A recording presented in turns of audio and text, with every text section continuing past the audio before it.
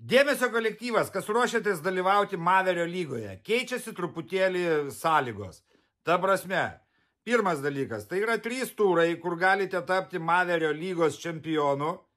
Jeigu neduok dieve, kas nors atsitiktų ir negalėtume sudalyvauti viename iš turų, tą turą galėsite perlisti savo draugui ar parduoti tą bilietuką, pat sudalyvauti 2. Nu, ar atvirkščiai.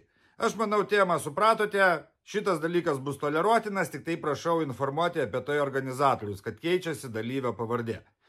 Tai va, ir dar viena taisyklė, kurią pakeitėme, dalyvauja visi. Realiai priemame visus, nes labai sunku sukontroliuoti, kas, kada. Ten atsirado tokių žmonių, kur dalyvavo pirmoji lygoje prieš 5 metus viename etape, nu, teoriškai pagal dabartinės taisyklės mes jų negalime priimti. Tai va, esmė, dalyvauja visi, Maverio lyga, kviečiame visus, kaip sakant, prizai bus maveriniai, va tokie, bombiniai. Nei žvyno draugai jums, nei uodegos.